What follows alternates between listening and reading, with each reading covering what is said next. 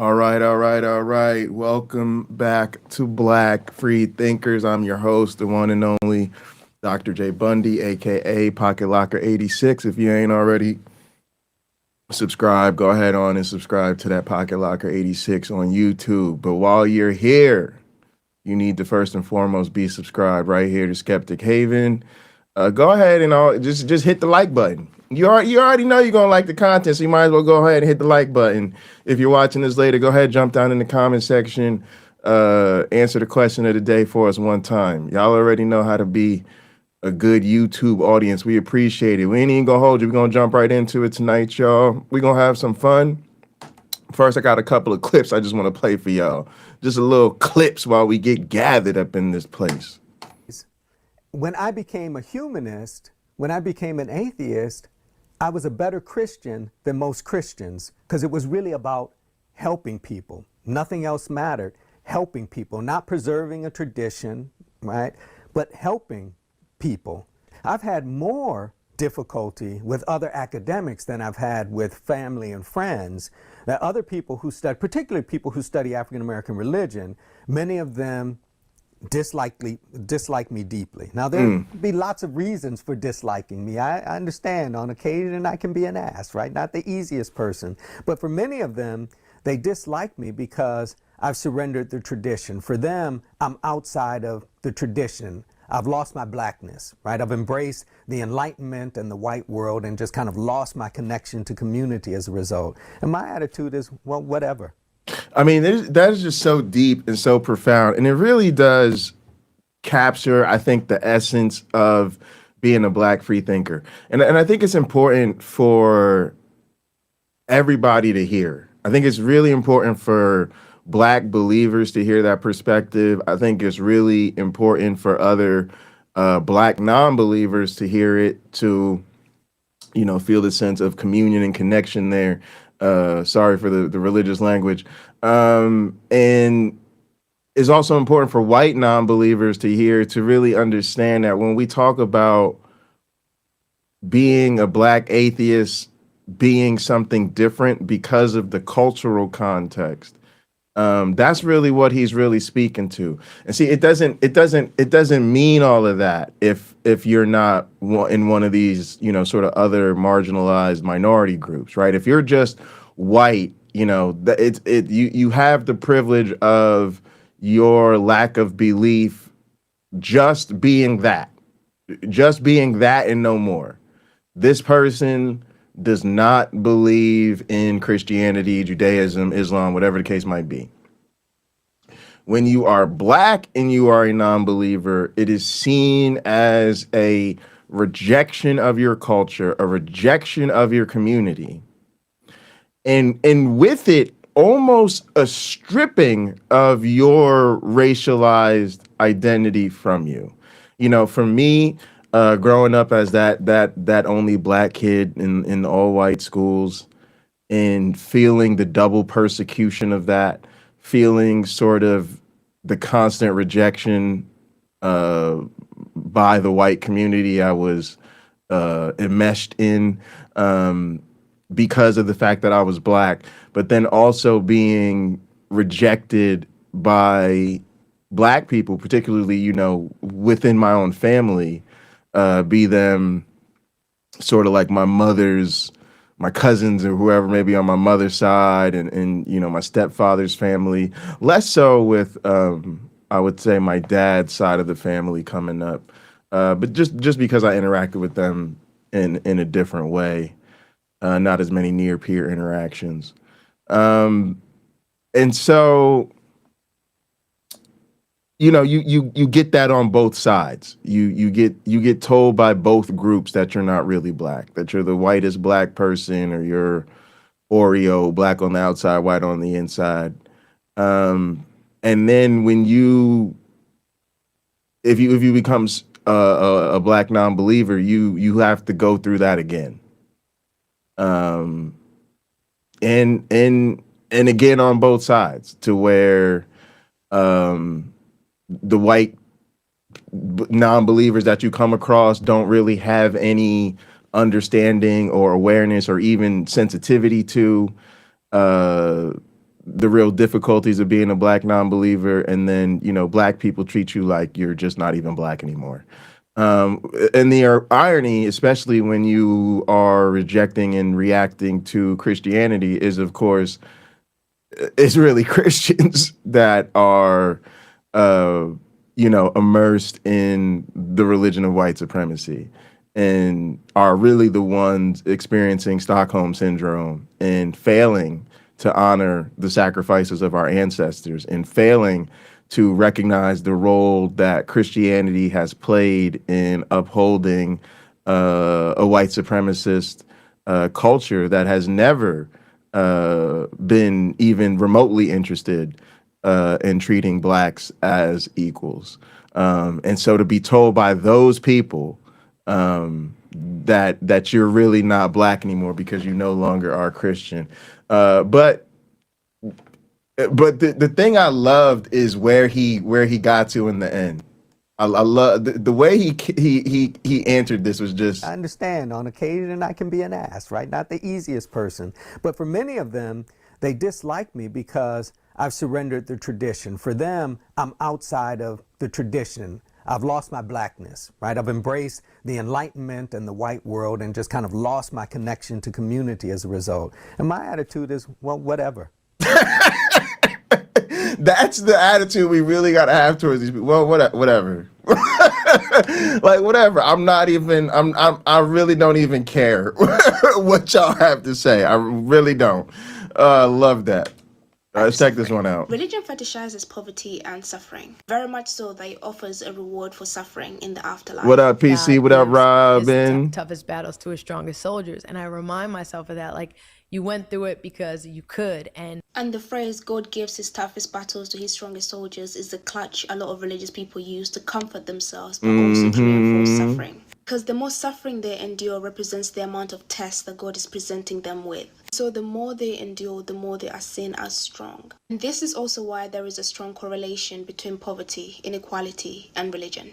And this is also why people become less religious when there is safety and stability around them. Religion thrives in the community of the oppressed because it delivers hope and solutions and teaches that justice will one day be served in the afterlife, therefore keeping us in a place of ignorance and powerlessness because God will deal with it all. Ultimately, religion becomes part of someone's identity, and this controlling instrument passes down from generation to generation by the suffering. Oh, it's so good. It's just so, that's just so fucking good.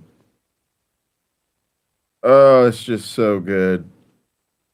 It's just so good. And it really is a Marxist critique of religion. It really is just encapsulating the role religion plays in oppressing people, particularly black people. And what's so amazing about it too, y'all, is it's like there's sort of a double-fisted, I don't know what to call it, like a duality of white fucking oppression that happens with this. White people simultaneously refuse to acknowledge the racial realities of our society and refuse to acknowledge the role their religion has played in institutionalizing and legitimizing white supremacy.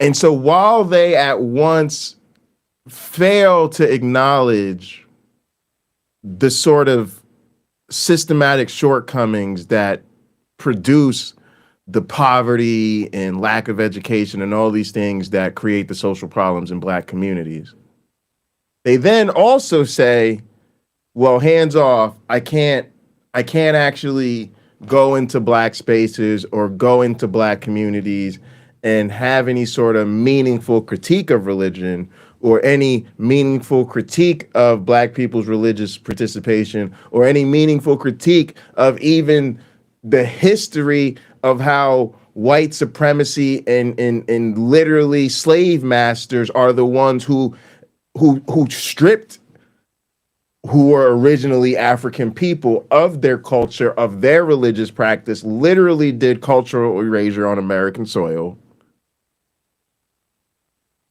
I can't go in there and say any of those things that would help liberate black people from their religious oppression, because it's just too important to their culture. It's just too important to their community. You know, black people love them some Jesus, right? And so if I were to go in there and do any of that, it's like I would be disrespecting their culture. So you can't get in here and help us rid our community of this religious fucking oppression, which, by the way, does nothing but take what little fucking social and economic capital we have and have it disproportionately all fucking hogged up and centralized in the black church, which just continues to exploit us. But y'all don't even give a shit about all that. You just care that black people love them some Jesus, and that makes them like some of the good ones, right? And then at the same time, you don't want to do nothing about the systematic inequalities that actually continue to produce that oppressive culture that forces them to continue to rely upon religion, because we ain't really got no other fucking outlets. That's really why I'm with the whole project of Black free thinkers and, you know, supporting organizations like Black Nonbelievers, because the shit really is a qualitatively different struggle that's happening in our community. And we really need all hands on deck with it. And matter of fact, I'm trying to tell y'all white atheists, if you really want to get down for the struggle, okay, you might not be able to get you a legit black card. I don't know. Like, some of y'all real down, you know, we could work on your invitation to the cookout, but a whole ass black card, I don't know. That's tough. We don't really, that's kind of an exclusive club. You know what I'm saying? You can't, I don't know if you could really have a complexion for the protection and get you a real whole verified, certifiable, fully authenticated black card. Like, I think that's a little bit beyond our means. You know what I'm saying? But if you really, really wanted the real ones, you could, like I said, you could work on that invitation to the cookout. And when you come to the cookout, you could say, I may not be your real. No, you can't. Don't say that. Don't say that, because you're going to get beat up at your first cookout. Don't say that. But what you could do is you could reach in that pocket and you whip out that membership card. And you say, I may not be black, but I sure am a member of Black Nonbelievers. That's I'm telling you, y'all. I'm telling you, white folks, that's as close as you're gonna get to a fully authenticated black card. I'm gonna just put it to you like that. That's as close as you're gonna get. So I suggest you just head on over to Black Nonbelievers, hook yourself up with a little bit of a little membership and a little merch. You know what I'm saying? You really want to get down for the cause, get yourself a little membership, get yourself a little merch. You know what I'm saying? Bring it to the cookout. You're gonna be good to go. You're gonna have to hook up. All right. So that was her. That was beautiful. All right. Let's have a little levity. Then we're gonna get into the main event. This is funny. Let's check it out. All right. Hang on. Let me start this from the beginning. Shorts. Shouldn't even say I'm an atheist. Let's say I'm agnostic about my atheism. There's a lot of y'all. Smug hypocrites, by the way. Atheists will be like, you pray to a God? That's so silly. Can I show you my vision board real quick? I had to turn it up. Oh, I messed Shouldn't even up. say I'm an atheist. Damn, I messed up. Let's say I'm agnostic about my atheism, right? Atheists are such smug hypocrites, by the way. Atheists Yeah, will be Robin, like, show you pray 'em. to a God? That's so silly. Can I show you my vision board real quick?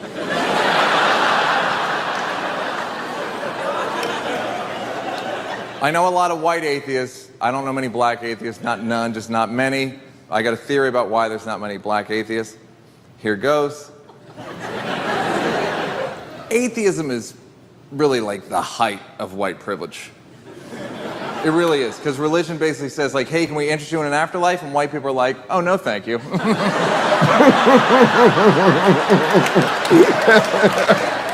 How much better could it be? I'll just take my supplements and see what happens, huh? All right, y'all. All right, y'all. We had a little bit of fun. All right, let's get down to business, y'all. We're gonna be talking about the curse of Ham. Yep.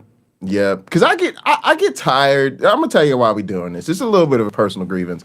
By the way, I got to tell y'all, we're in a new era. We've reached a new mode. We've changed everything. I don't know if y'all knew, but there's a new atheism. Yeah.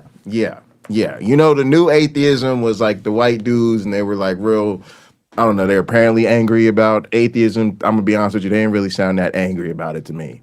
And then they sounded more like they was in a little debate club and they was going around on tour and then having drinks and tea and crumpets afterwards or whatever. It wasn't really my type of club. And then they all turned out to be neocon right wingers.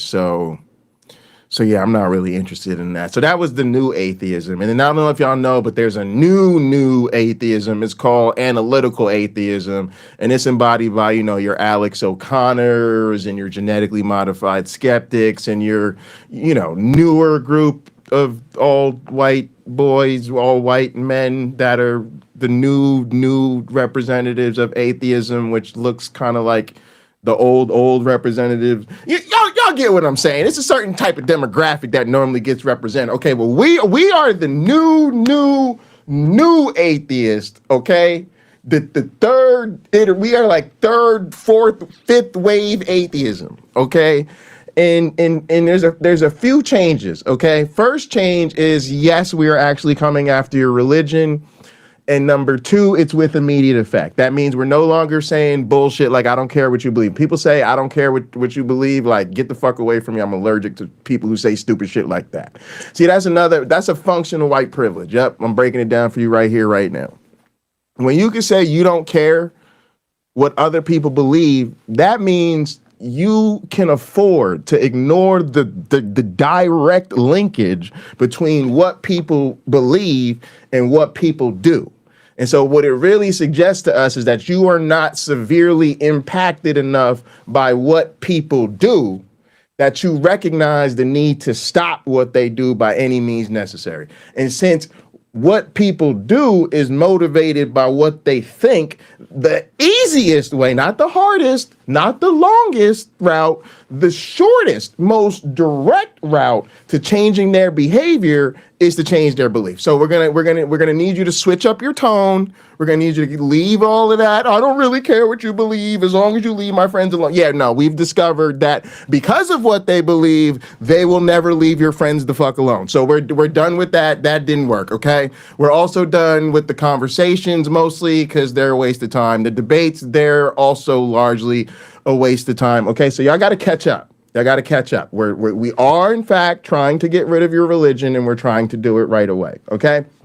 The other thing is, and this is the important thing I want y'all to hear for tonight's broadcast because it's very timely. It's a very recent change and update. Okay, you have to all get this through your heads. Okay, here it is. Are you ready?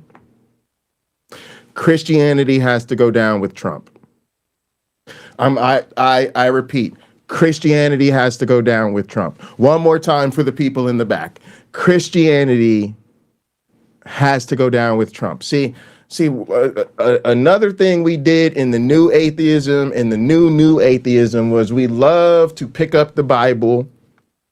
We love to scroll through that Bible, and we like to point out a lot of really bad things that this God of the Bible told his people to do. And we know the list. He told them to marry off the rape victims to the men that raped them, and do the genocide and do the slavery. Well, do some of the slavery over here for your brethren. You do the slavery like this, but then everybody else you do the slavery like that. Okay, and lots of destruction and burning of planets and calling women dogs and just a laundry list of really bad behavior, okay? And we like to talk about those things and then bring these scriptures up to the believers to, I don't know, hope that they would have some humanity and react like normal people to the clearly monstrous behavior of their God, but that failed, okay? That didn't work either.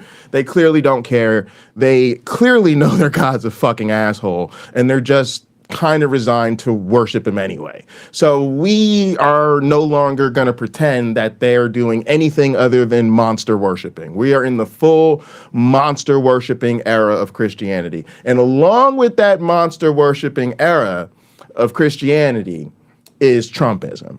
And see, what Trumpism actually represents is the failure of Christianity in our lifetime, in real time, Okay?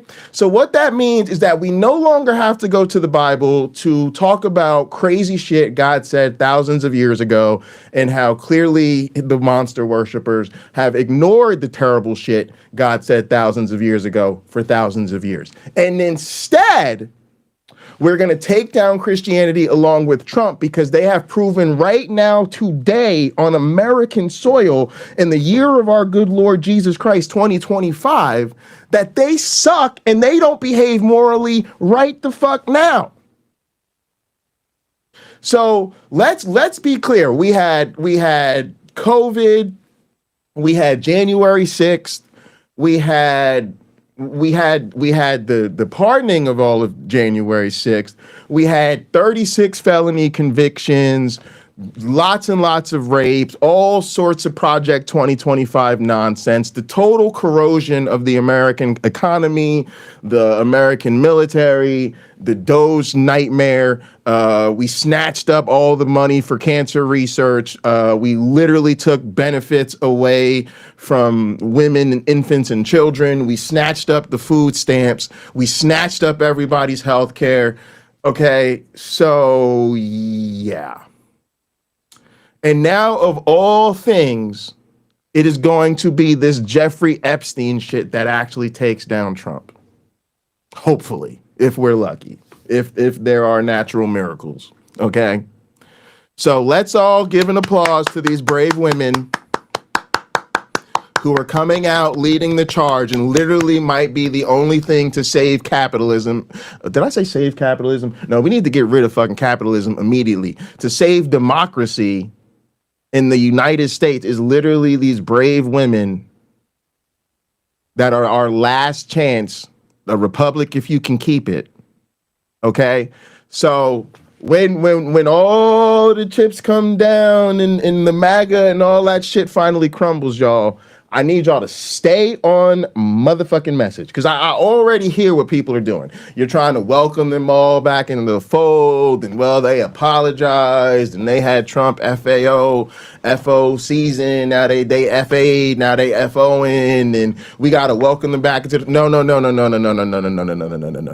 We are not Christians up in this bitch. We are atheists. We have memories like elephants. We are not going to forget or forgive not a goddamn thing. We are going to remind these people that they told us this man was an instrument of God. And they are going to have to explain how they let this instrument of God destroy democracy in the name of Jesus. And I swear, if I find y'all letting them off the hook, I'm coming after you personally. I'm coming after you personally, because I'm sick of the nonsense, and we need to hold people accountable for what they did. So please let all your friends know that right here tonight on Skeptic Haven on Black Free Thinkers, you got the new word that the new atheism is Christianity goes down with Trump. This is our chance. I suggest we don't let it pass. All right, let's talk about the curse of Ham. So here's what people claimed that this meant. They claim that God cursed all black people and God wants them to be slaves forever. The curse of Ham, the idea that... Yeah, you know, the sad part, Robin, is with this whole Bubba story is it might not even be the brave women or the memory of the 1,000+ girls that were victims of this cabal. It might just be good old American Christian homophobia that ends up bringing down the Trump administration. Which, don't get me wrong, I want to get rid of, we got an 86-47 by any means necessary. I'm willing to use whatever gets the job done. But boy, when that becomes American history, that really it wasn't even the secret PDF file distribution system, that it was really just good old-fashioned Christians don't like gay people that finally got them to turn on MAGA. Again, y'all, more fuel to the fire that Christianity goes down with Trump. God ordained racial separation this way. Some people are meant to be subordinate to others based on their skin color. So let that sink in. The president of the Southern Baptist Convention was saying on record that as long as the Bible existed, slavery should exist. And the biblical authority itself guaranteed the permanence of slavery. But it gets worse. And for 400 years, Christian leaders have used it to justify slavery, to divide families, and I think I would argue make people hide who they actually are. The strange part is it's actually all made up. So this is a story about how one of the biggest lies was built on a biblical passage that means something completely different. It's called The Curse of Ham. Hi, I'm Danielle Romero. Thank you so much for being with me here on my channel where we talk about American identity and family stories and hidden history. And if you would like to connect with me off of YouTube and join me over at Patreon for behind the scenes content and just be able. I feel you on that, Kip. I really do. But I think, and I say this sincerely as an educator, when I read between the lines of what it says in our biology textbook and what it says in our social science textbooks, it really does tell you that religions are just not true. I think it's a mistake to continue to give them privilege in public spaces. I think it's just I don't think science and religion can survive each other. And I don't think religions can survive the internet. And so I do recognize that there are a lot of well-meaning Christians who are absolutely on the right side of history on almost every issue. And I really don't want to sound like I don't get that. But I don't think it's acceptable anymore for them to continue to reputation wash for something that is just not true and has done so much harm. If those people are really as decent, as true and as good and as decent as we hope that they are, and if they really are on the right side of history, then they themselves should be the first to admit that a lot of what's going on in the name of their faiths has gotten out of hand. And to recognize that it actually can't determine what the truth is, and that it actually doesn't bring us together. Because I think that a lot of us secular people are engaged in religious myth making. And this is one where, like, I was actually just reading about religion in my anthropology textbook.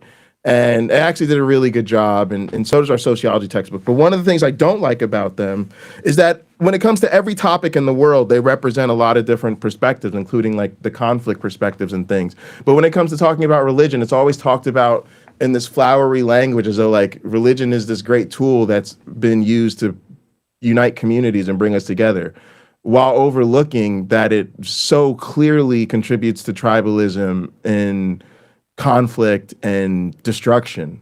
So yeah, I just I have a perspective on these things that's not popular with a lot of atheists, and I'm just done. I just really think a lot of people have been operating from a place of privilege where the harms of religion or the negative impacts for them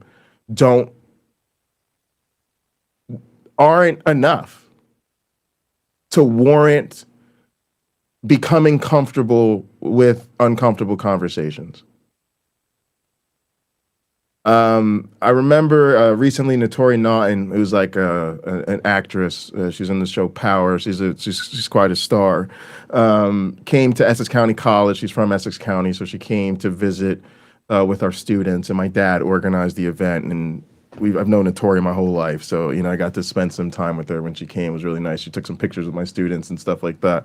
But I remember one of the questions they asked her was about like, how can students looking to break into the entertainment industry, like what advice does she have for them, as they're starting out? And she said, you have to get comfortable being uncomfortable. Yes, part of that is you have to get comfortable with rejection, but you have to get comfortable with, she was honest with them. She said you have to get comfortable with discrimination. You have to get comfortable with the fact that a lot of y'all are going to be coming from a background that's not represented. A lot of y'all are going to be the only woman on set, or the only black person on set, the only Latino in the entire production. And it's going to be some crazy stuff that happens. And you just have to get comfortable with being uncomfortable. And I really think that when it comes to this religion stuff, we just don't have the courage of our convictions. We know it's bullshit. And I see the emotional desperation of college freshmen all the time, showing up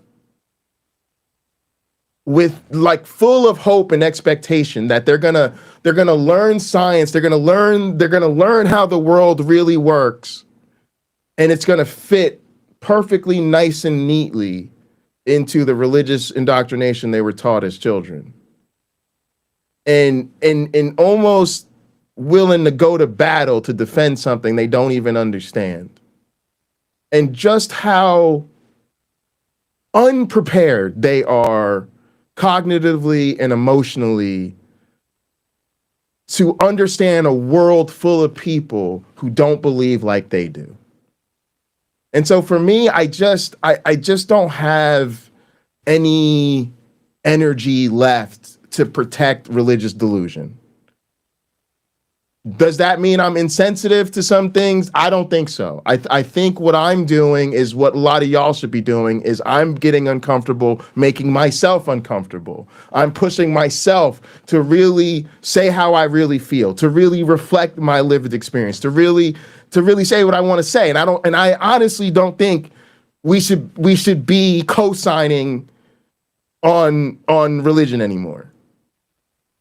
And to the extent that religious people want to come to the table to help us, I don't even think we should really be comfortable cooperating with them in the name of their faith anymore. Because if I'm being honest, every time we do that, all we're doing is participating with them in reputation laundering of these belief systems that I just don't think offer us anything. So for me, like, when it comes to practical matters, yeah, I want everybody who votes who's on my side of the issues to vote like me or whatever. I want everybody to, but I can walk and chew gum at the same time. I can say, look, I appreciate the fact that you're anti-racist. I appreciate the fact that you're pro-LGBTQ rights. I appreciate the fact that you're willing to, lean to the left and maybe consider some reforms of the capitalist hellscape that we find ourselves in.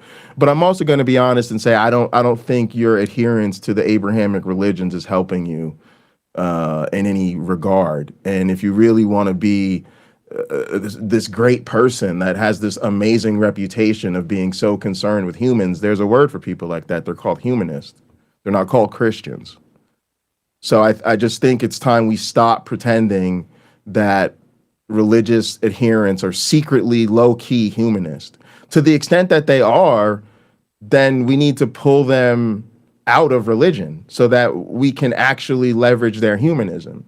And so all of the good things that they do in the community and in the world can then be attributed to the value of secular compassion and empathy for each other.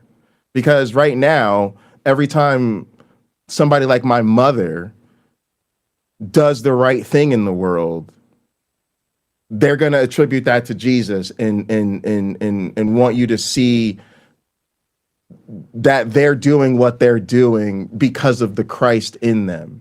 And so it's almost like they really can't do the good things without forcing it to be an advertisement for an untrue worldview. And also, I got to be honest, I just don't know why we nitpick for them. I feel like we do their picking and choosing for them, and we go, oh, let me construct a healthy, happy, harmonious version of Christianity that I like, and then let me attribute that to Christians that I like so that I can feel safe and comfortable with their Christianity. But I think if I actually got to question those Christians and I actually got to investigate them, it wouldn't take me more than 5 minutes to figure out exactly where their Christianity causes them to fall short of basic human decency.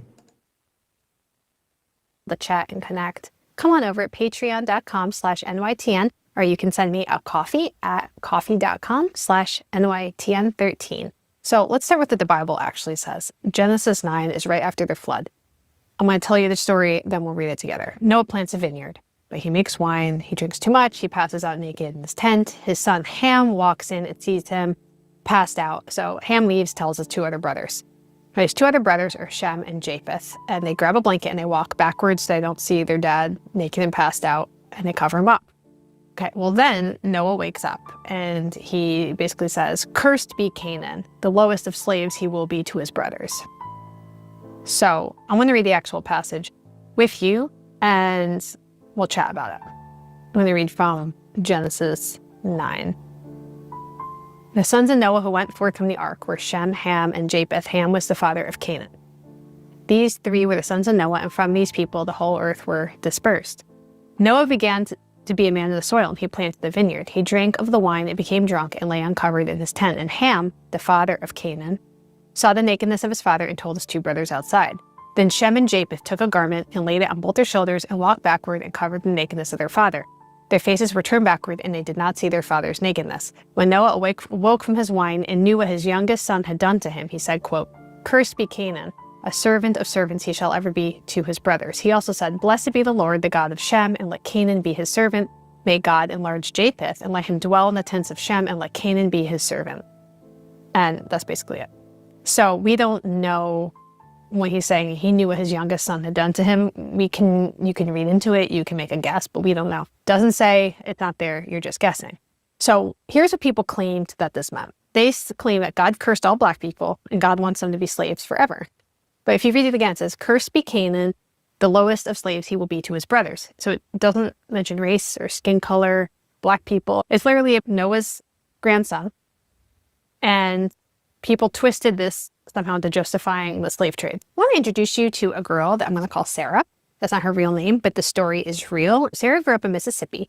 She went to a Baptist church, lived in a white neighborhood, white family. She could go back 6 generations according to their family records. And according to everything that she was told, she was white. She was Anglo-Saxon. And she believed the theology that she had been taught, that we're all descended from Adam and Eve, and then Noah, and then Noah's 3 sons, right? Ham. I low-key don't think it's weird that it turned into a tool for bigots, because in some sense, I honestly think that that's what religion is. And it's really like, it's a fair point to say that there's a diversity of religious expression, and who knows how representative what we see is. But I'm talking about what's going on in our society right now with the major religions that we deal with. And I do feel that at some basic, and again, part of it is just my theories of humanity. It's a mix of things, right? I'm an evolutionary biologist, but I'm also a social scientist. And when it comes to the social scientist, I'm sort of, a conflict theorist. I see a lot of conflict in things. I see a lot of some of what you might call like structural functionalism. Like I see things as being functional in society, and that being, I think these things are tied together, right? The function of things sort of ties into their potentially adaptive role. But at the same time, that functional, potentially adaptive role makes them useful for people who are in power, right? And so I do feel like one of the functions that religions have served over and over again, to the point that it is not inaccurate shortcut to just say, yeah, this is one of the functions of religion, is to take the groups that are in power and provide legitimacy of the supernatural variety to that order. And that is a standard social science critique of religion. And I think a valid one. And I think it's a problem when people don't see it that way, because again, they do something that I feel is myth making, which is to sort of paper over these type of things with, oh, well, religions are great because they function in bringing people together, in providing them, you know, rites of passage or, you know, rituals to deal with the harmful things in life. Yeah, but how do they do that? Right? And they do that typically by reinforcing group identity and then tying that group identity to either cosmic origin or cosmic destiny, either how we know who we are because, you know, we're the original people, right, passed down from our ancestors, or, you know, we're the true people who should inhabit this land. So, you know, in the future, the kingdom shall be ours. And we see that. And yes, that does really help bring together the in-group, but it does so by reinforcing the differences of the out-group. And so it's very predictable that every level we see, it's going to be creating harmony within the group, creating conflict between the groups. And then the fact that they're tied to the supernatural, and again, either to magical inheritances or magical destinies, makes them resilient to efforts to harmonize populations. So again, I think we're myth making when we say, like, yes, I can tell these groups to continue to celebrate the thing that divides them, and then at the same time, I can expect them to live more harmonious. Like, stop. Like, just stop. It'd be better to say, hey, we realized religions serve this great role in bringing people together, but they also had a big problem, which is they divided people. And since they're based in magic, there's no way to actually resolve the conflicts. But if we come over here to a more secular view, we can still respect people's private beliefs. And they can go into their homes and into their communities and into their churches and their synagogues and wherever, and they could be as religious as they motherfucking want to be. But it should be, and again, all I'm advocating for is social consequences. It should be seen as in poor taste to bring that into public life. And as a world that is been transformed by science, like, let's stop playing this game. Because again, we tell people in their biology textbooks that we used to think we learned about the natural world through religion. But we tell students that we no longer do that. We tell them that. I could show you in biology textbooks where we tell students this. And same thing, and I could show you in social science textbooks where we tell students, well, yeah, we used to think diseases came from spirits, and we used to think that, you know, natural disasters came from spirits, but now we have the scientific method. So I think we should just be honest, because I do think that is the great, and think about everything we whine about. Listen, so many of the problems we have in this country are down to our educational system. They are just down to Americans being dumb. And a lot of the reasons Americans are dumb is because Americans are so concerned about protecting and preserving the sort of traditional institutions. And so we won't teach kids what we need to teach them because the people in power are so threatened by the truth, which again is because we've built the social order on bullshit. So I think it's just, again, it should be seen in poor taste to continue to indoctrinate children. And if somebody wants to show me some new remix of religion that doesn't do that, I'm just not interested, to be honest with you. I'm honestly, I'm just not a fan. I don't think you can make me a fan of religion again. And again, I can live and cooperate with people that do, but I don't see myself softening my stance on religion anytime soon. Although if somebody really got something for me, please share, because I'd love to be convinced. Otherwise, I just don't see it happening. Shem and Japheth. The whole human race comes from these brothers, right? So we're all related, we're all family. So that's the official story, and she felt good about that. But Sarah also grew up in a town where there was a different reality. So there were black churches, white churches, black neighborhoods, white neighborhoods. Black and white people didn't really mix. And when she asked why, the answers were really vague. That's just how it is. I've been told like birds of a feather flock together. People are more comfortable with their own kind. And occasionally, if she pressed hard enough, she would hear something else whispered. Well, you know, because they're Ham's descendants. Now, that sentence was never really finished for her, according to her, but Sarah understood what it meant. She understood the implication of that. She understood that somewhere, somehow, in the logic of church and community, the Bible had been used to explain why her town was divided, why churches were separate, why race mattered. So at 30 years old, Sarah did what millions of us have done, especially as Americans over the last 15 years. She took a DNA test, did 23andMe just for fun, and the results came back a few weeks later. What do you think? 12% West African ancestry. So Sarah's staring now at her computer screen because 12% is not a trace amount. That's not even something that you can really ignore. It's not noise. That's, we would say, genealogically significant. Her parents thought something must be wrong, so she called her grandmother.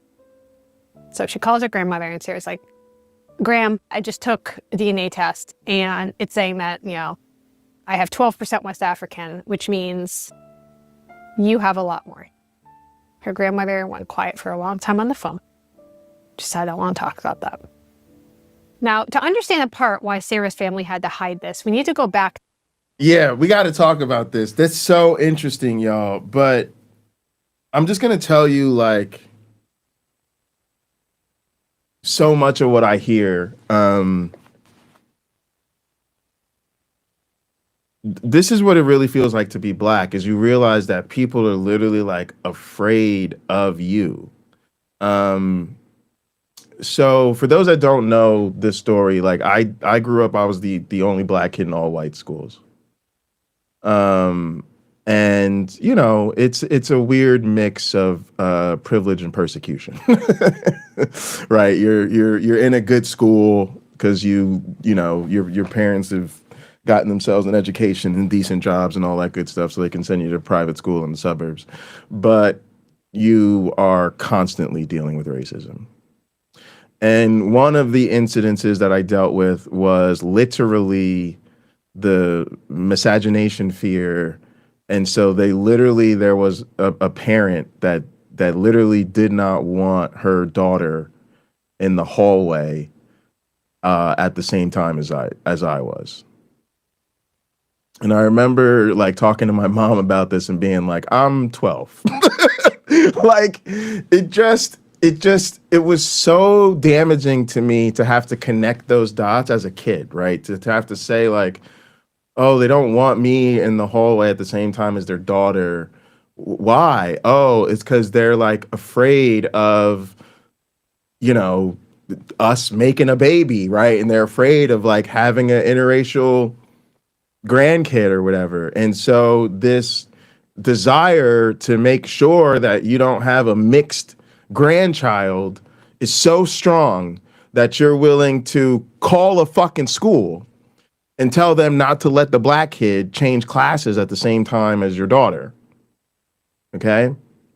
And then I want you to understand the craziest part about all that is that my school did it. So now, in addition to dealing with the constant insecurities and inability to just blend into the environment and feel like a normal kid because I stick out like a sore thumb everywhere I go because I'm the only Black one, now I've got to deal with literally being the last person to walk into class every time we change classes because, you know, everybody by this point knows why I have to hang behind and make sure that all the other classes have changed before I change classes. So when we talk about the interaction of privilege and silence, right, is I look back and I think about all of the parents that knew this was going on and went along with it, all of the administrators and the staff and the teachers that enabled this, even though they were responsible for my education too. You you see the depth there. So when I hear this story, right, and she's saying, "Oh, I took this test," right? So first off, they didn't want to take them test. You know, it's very interesting to see the racial motivation of ancestry testing, right? So many people do it for racist reasons. They want to prove the racial purity of their blood.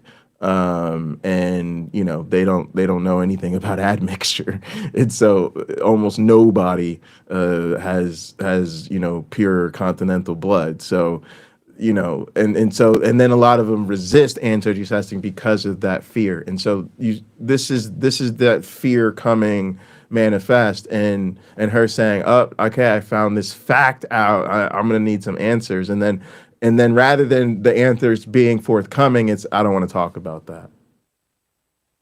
Right? It's not like "Oh, amazing. You don't know? Oh my goodness, we have some African ancestry in our family. Isn't that beautiful?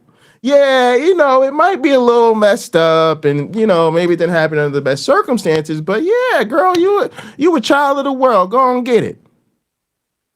It's no, I don't want to talk about that. Why? Because that's our family's dark, dirty secret. It's in the lockbox, in the safe, in the fucking tank safe, in the closet of the closet, down in the basement. Like that's locked under strict. To the 17th century. Definitely not talking about that. There was a moment where Christian leaders in America made a choice about how to read the Bible. They were facing a problem. Their economy was dependent on Yeah, they did. They failed me. They sure did. I appreciate that, Kyle. But you know what? The human side of it is they didn't know what the fuck they were doing. They sat down and told us they didn't know what the fuck they were doing. We had plenty of meetings with them, and they did fail me, but they didn't know how to do better. So yeah, it was kind of rough.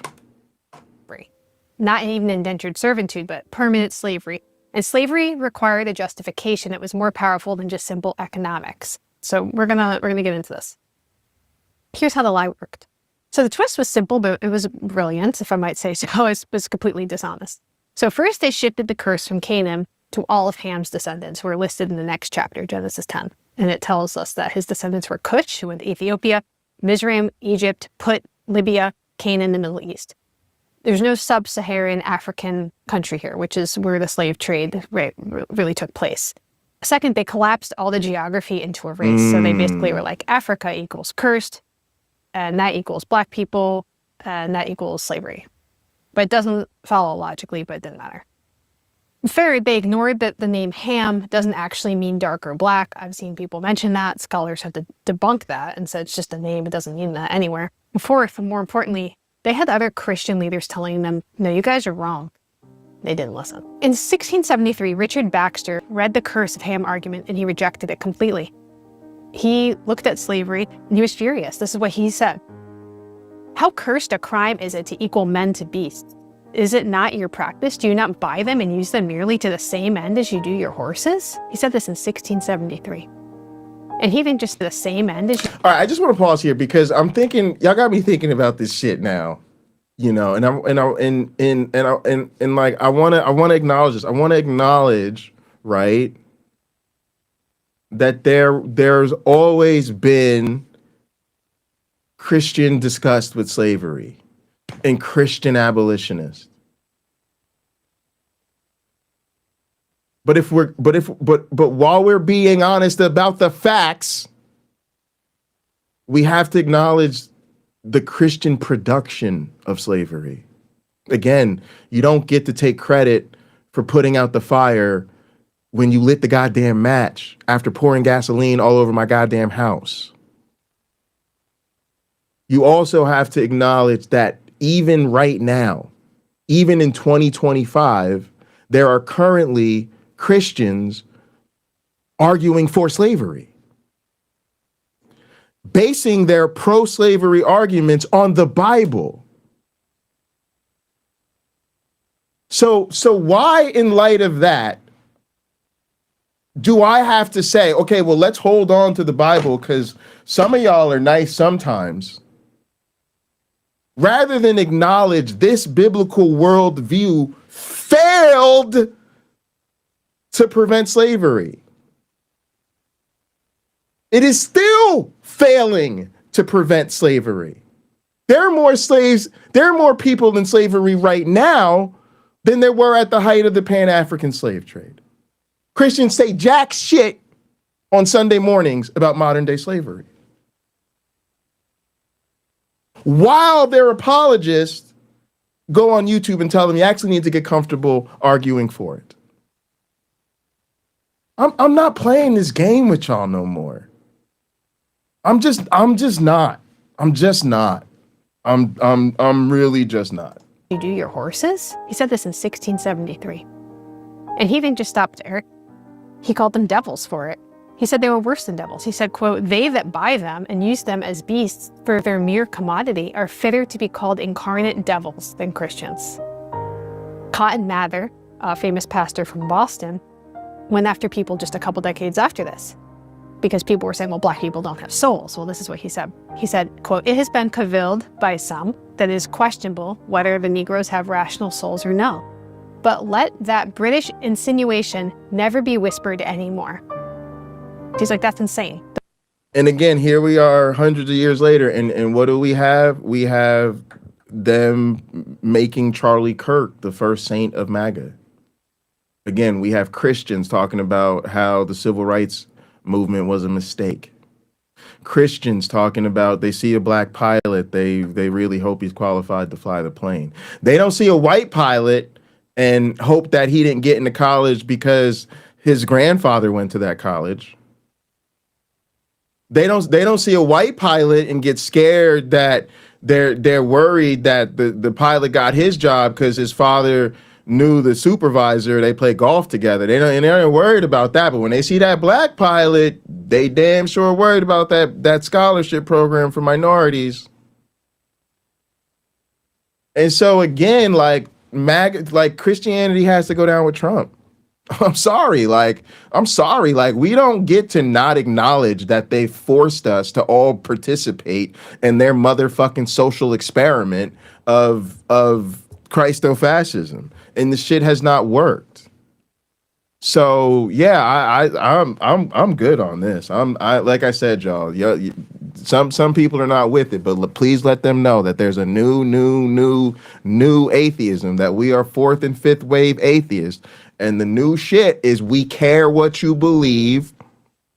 We are trying to end your religion. And we are trying to end your religion now. Don't say that. He also called up people who were using skin color as an excuse to say slavery is okay. He said, quote, "As if the great God went by the complexion of men and in his favors to them, as if none but whites might hope to be favored and accepted with God." Cotton Mather, 1706. And he told Christians claiming to be faithful, they like acting like they're Christians while they're enslaving people. He's like, you're a hypocrite. He said, "If thou wilt name the name of Christ in denominating themselves a Christian, then depart from this iniquity." It's like, you cannot be a Christian and own people. Like, that's crazy. 1706, okay? So the curse argument's wrong. Slavery's wrong. But the Southern Baptist Convention, which was founded in 1845 specifically to protect slavery, ignored them. So the pastors preached this lie anyway. The seminaries taught it. The Sunday schools taught it. Other Christian authorities telling them, you guys are wrong, and they chose a different path.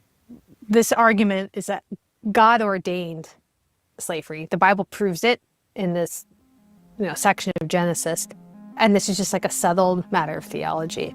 So Patrick Mell, who became the fourth president of the Southern Baptist Convention itself, said this. He said, "From Ham were descended the nations that occupied the land of Canaan, and those that now constitute the African or Negro race. Their inheritance, according to prophecy, has been and will continue to be slavery. So long as we have the Bible, we expect to maintain it." So let that sink in. The president of the Southern Baptist Convention was saying on record that as long as the Bible existed, slavery should exist. And the biblical authority itself guaranteed the permanence of slavery. But it gets worse. Robert Dabney, who was one of the most influential theologians of the 19th century South, he had a full philosophical framework he set up around this. So he had something called In Defense of Virginia, and he published in 1867, so 2 years after it had been abolished. He writes this, quote, It gives us the origin of domestic slavery, and we find that it was appointed by God as the punishment of and remedy for the peculiar moral degradation of a part of the race. Again, it would just be so hard to make this case if God or wise Jesus, who, remember, don't forget y'all, Alex O'Connor told us wise Jesus was ahead of his time. If wise Jesus, who was ahead of his time, just told people don't own people. But instead, he gave them a handbook for slavery. I want people to understand that is why this is so hard. It's so hard because, again, and again, it's just a lie, y'all. There's a fundamental flaw. I gotta say this. I just gotta say this because I really do think it's part of the liberal atheist myth making, and I think a lot of it is because y'all just don't want to have uncomfortable conversations with white people. Sorry, I said it. Whoops. So because you don't want to have uncomfortable conversations with white people, you refuse to acknowledge that the God character is fundamentally evil. You would, under no motherfucking circumstances ever in your life, suggest to a child that a character who murdered the planet was not the bad guy. That sacrificed his son was not the bad guy. That impregnated a terrified 12-year-old with a magic baby was not the fucking bad guy. That authored a handbook on who to enslave, when, how, and under which provisions. How is that not the bad guy? So when you let them slice it and dice it and remix it, and all of a sudden they start to say Jesus is love and God is love, and it's all just about love God and love your neighbor. And then you go, oh, I think I found one of the good ones. This one over here seems to only just love God and love their neighbor. Like, I don't know what's wrong with you. Like, I really don't know what the wrong is. Like, are you a baby? Are you a toddler? Are you a child? Do you not know how to just like recognize like the type of evil that would have clearly made Adolf Hitler blush? So no, that's your first mistake right there. I'm not doing that anymore. They worship the monster, and you are trying to find a way to be comfortable being affiliated and associated with the monster worshipers. And you've decided if they don't do things that make you uncomfortable enough, then like, who are we to judge their monster worship?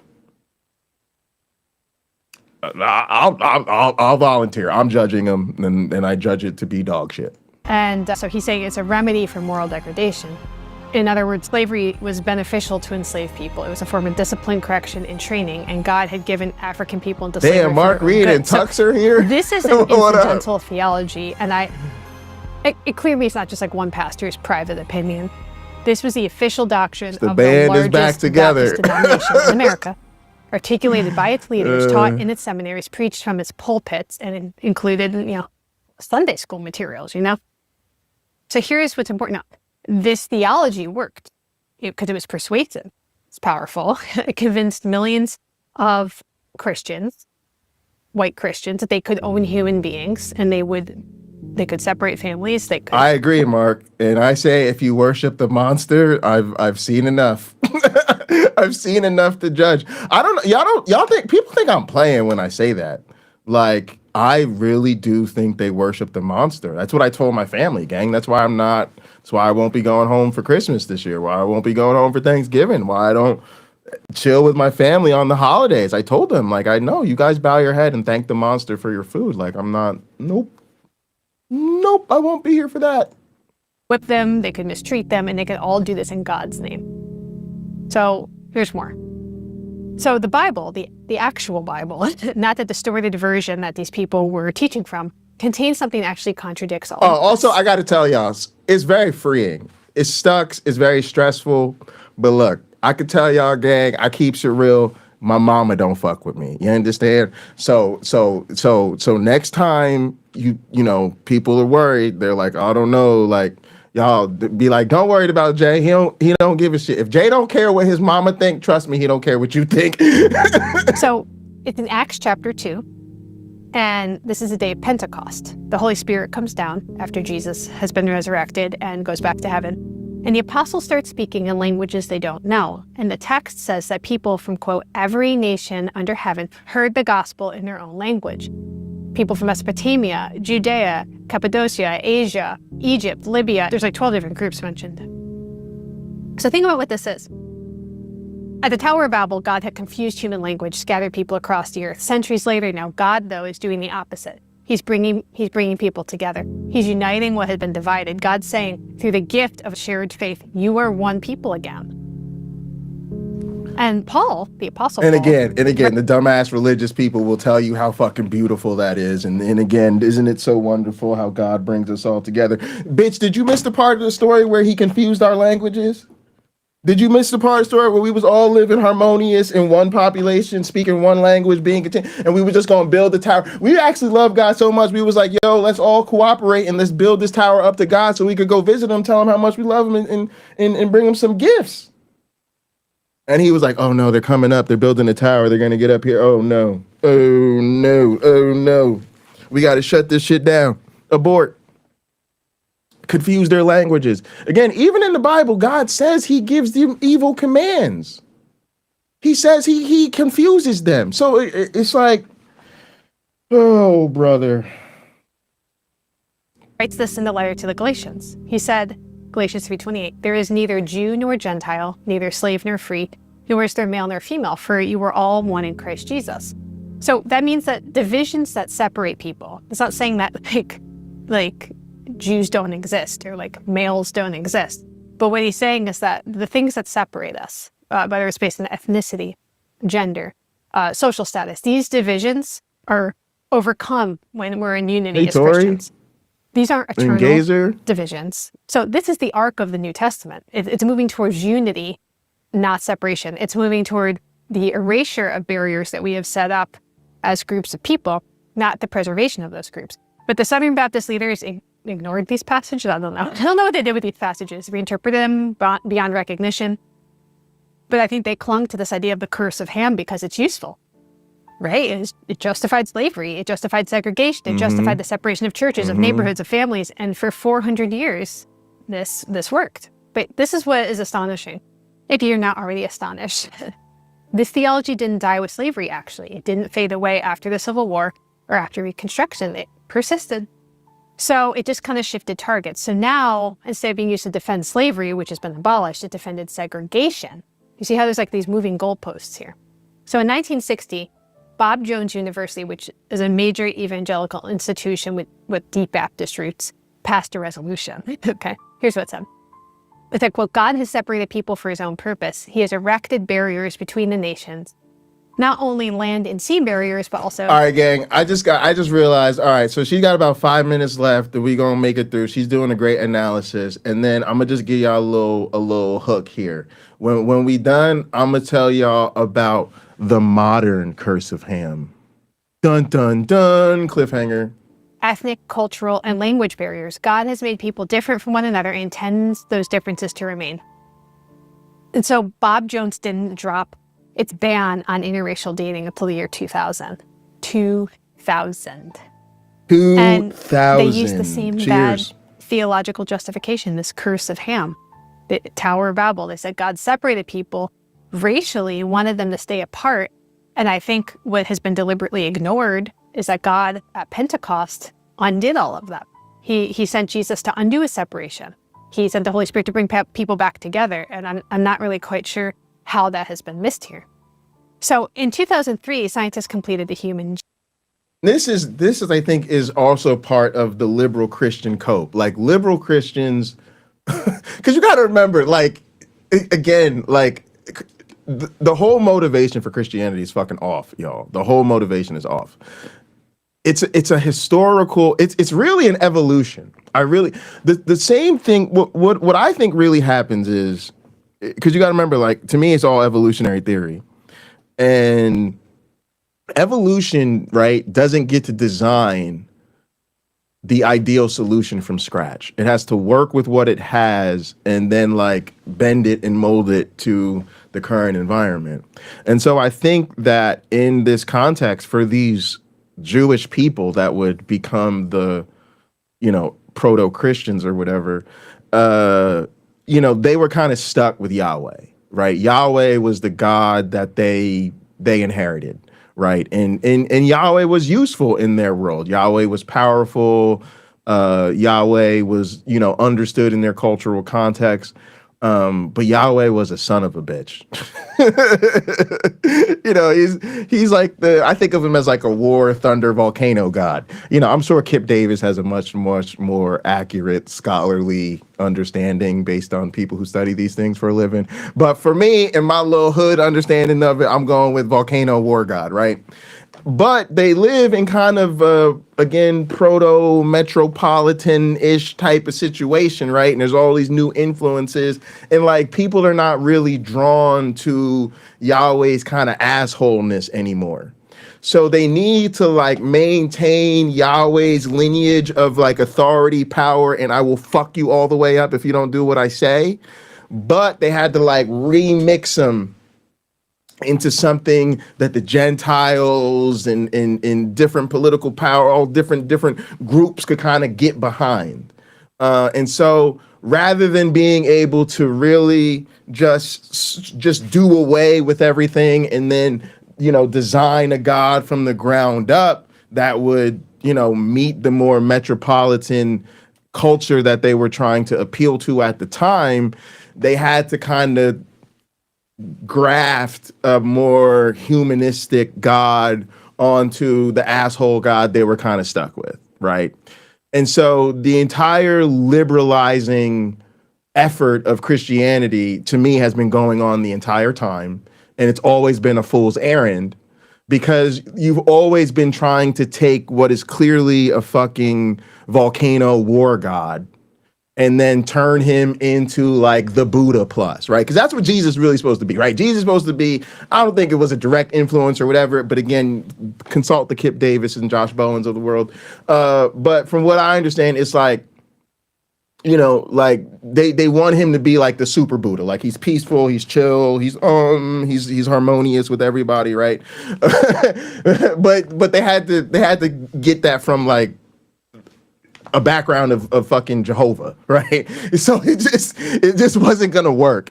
And to me, that is what even modern Christians are doing. Like they're trying to say, well, I don't know how these guys didn't understand the correction when Jesus came in the New Testament with the gospel and he united the people with the gift of the Holy Spirit. I don't understand how you could still argue for slavery after that. And it's just like, oh, brother.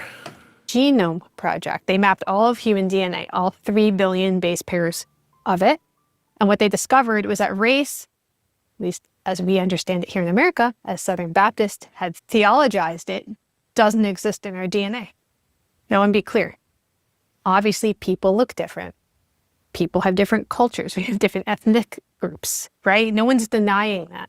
So here's what science tells us. Humans spread out from a common origin point, right? Like the Bible says, they moved into different climates, appearance adapted. You have darker skin near the equator for more UV protection.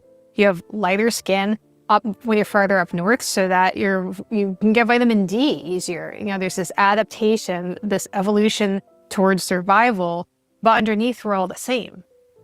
And literally that lines up with what actually the Bible's been saying this whole time. Now no. Nope. No. Nope.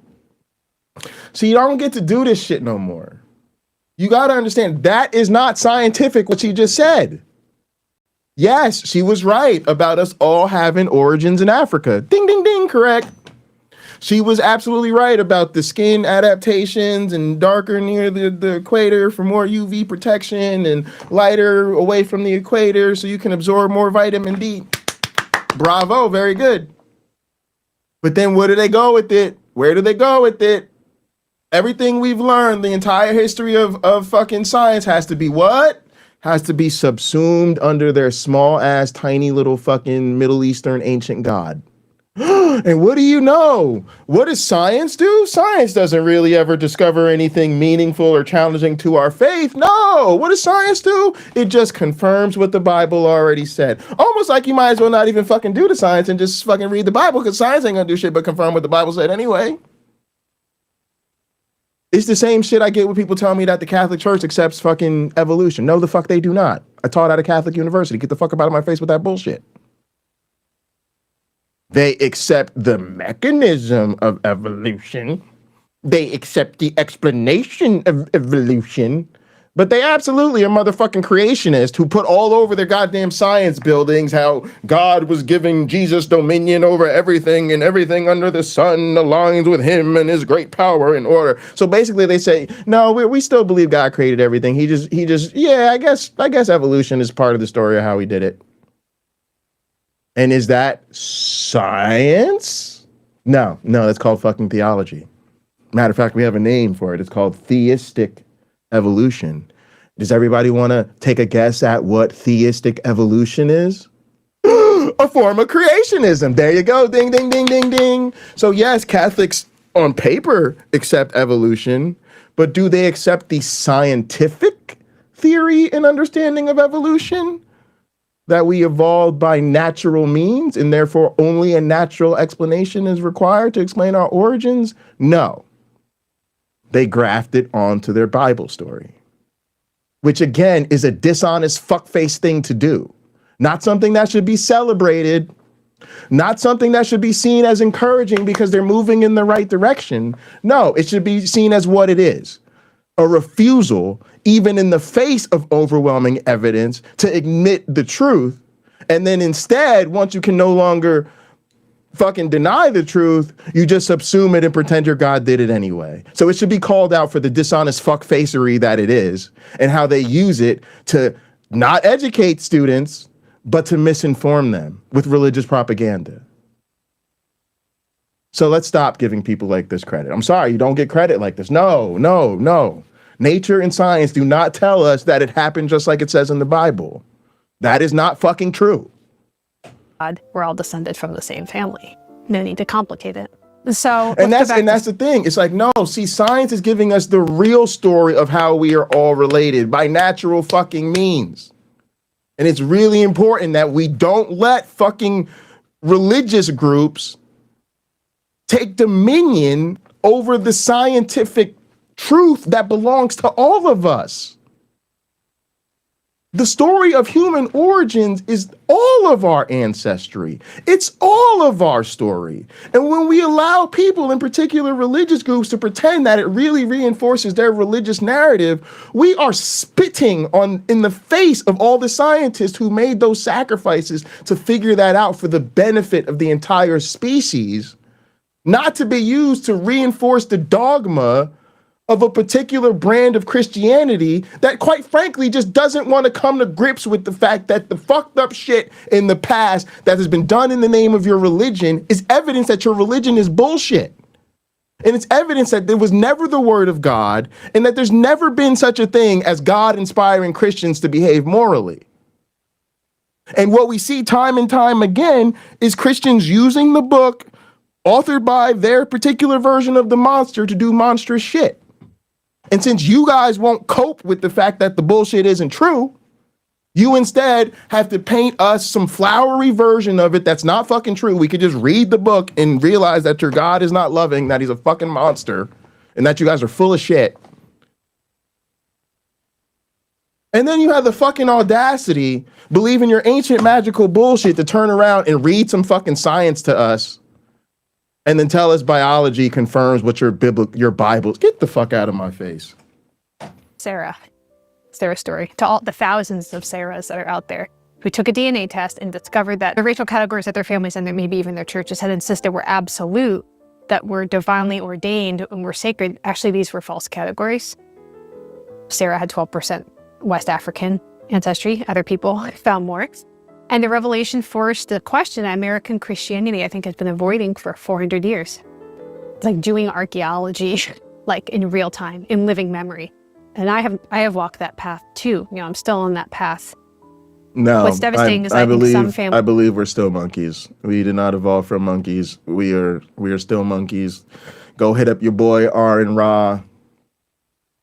If the common ancestors of great apes, old and new world monkeys would be classified as a monkey, then your ass is still a monkey. families made that choice because they believed what Southern Baptist theology had told them. They believed that maybe having Black ancestry was disqualifying in some way or would destroy their social position. You'd be unwelcome in the church. They believed a lie. Now, to be fair, the Southern Baptist Convention has in recent years issued formal apologies for the historical defense of slavery and segregation. So in they saw we 1995, now. when I was 9 years they old, saw the we denomination now. apologized for slavery. I In guess Jesus is 2023, real because they saw we now. they issued a more specific apology. So this is 2025 when I'm filming. So 2 years ago, 2 years ago, for what they called their, quote, complicity in racial inequity. But I don't think an apology is the same as a reckoning. Because a reckoning, I think, would acknowledge that slavery wasn't just wrong, but that the Bible was deliberately distorted to justify it. And how biblical authority was weaponized. How denominational leaders, seminary professors took scripture and twisted it beyond all recognition to serve a particular economic and Is social this just system. like more of this cope where like people who are in cults just have to like pretend everybody else is in a cult too? It's all white because you brainwashed like me. And it convinced millions. It convinced millions of people. And I think even though Bob Jones dropped their ban on interracial dating in 2000, I think the underlying theology that produced that has not totally disappeared There from you go. American Christianity. Oh, I love it. That's I love how a it. lie becomes Now theology. again, y'all see, this is me. Y'all see this nuance. People say I don't do nuance disagreement. I do nuance. Am I not showing you nuance, right?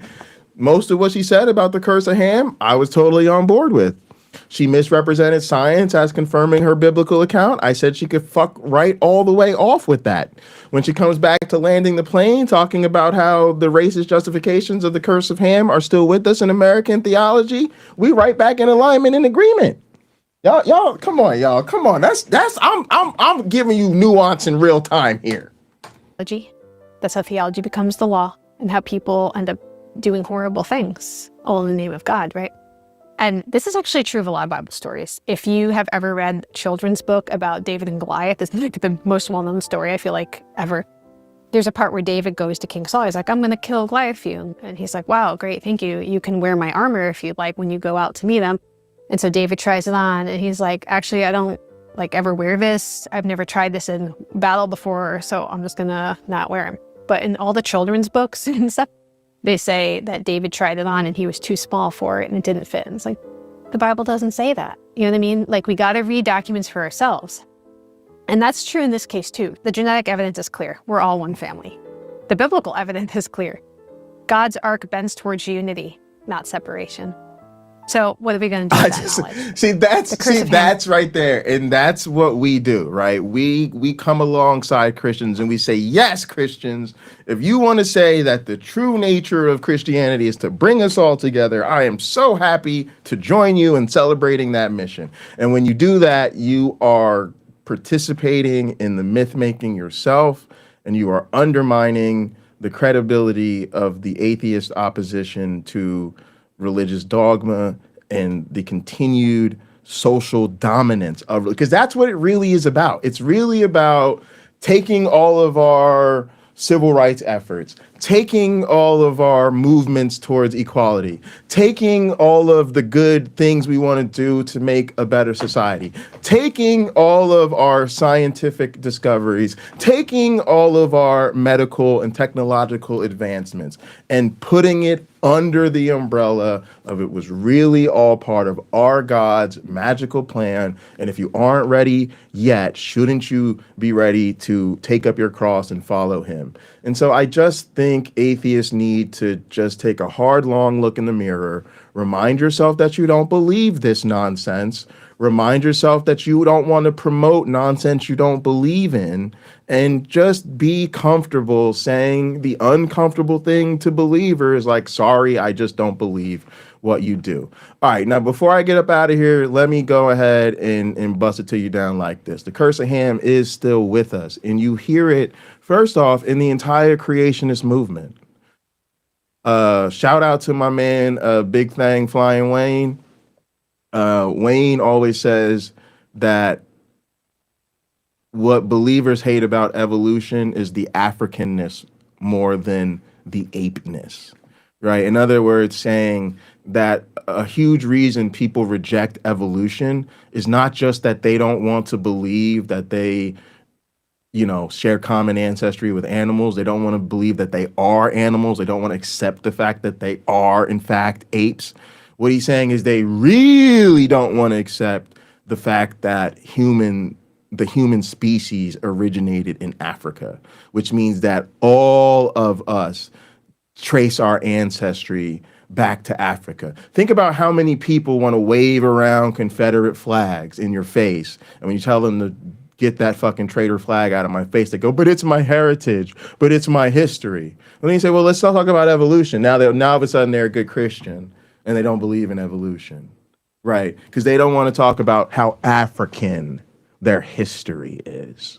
Okay, so the curse of Ham is still with us in the denial of the fact that we are all Africans by evolutionary origin. The curse of Ham is also still with us in race realism.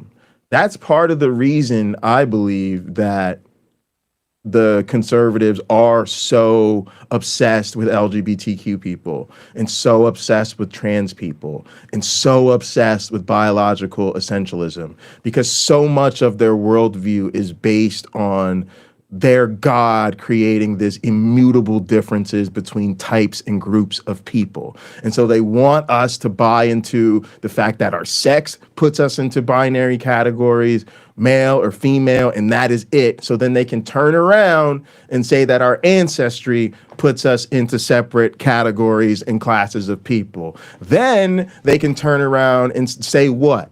I'm not against black people. I'm not racist. I just think the problem is what? Say it with me now. Their culture. So there's how we land the plane. That is how the curse of Ham is still with us. It's still with us in the denial of the Africanness of every single human population that's ever existed. And it is still with us in them trying to make race real and then trying to blame the social problems that our communities face on our culture and on our people, rather than the system that they created that continues to oppress our people. So anytime you hear that bullshit where they're trying to throw our culture under the bus, please remember that that is the 2025 manifestation of the curse of Ham. All right, y'all, I'm out. That's my time. Thank y'all so much for tuning in to Black Free Thinkers. Thanks to everybody that's been in the chat. Thanks to the mods. Thanks so much. I don't have the list in front of me, but thank you so much to all of the members of both the Skeptic Haven channel and the Skeptic Haven Patreon. Please remember to check out the other shows on Skeptic Haven, including Let's Talk, Women Atheist Unload, and the rest of the awesome programming. I think Sunny's coming back with the Sunny Shell podcast. And yeah, keep it locked right here for Skeptic Haven. And of course, we will be with you not next Monday, but the Monday after that for the next episode of Black Free Thinkers. All right, gang, that's my time. Thank y'all all so much for tuning in. We really, really appreciate it. And we'll see you next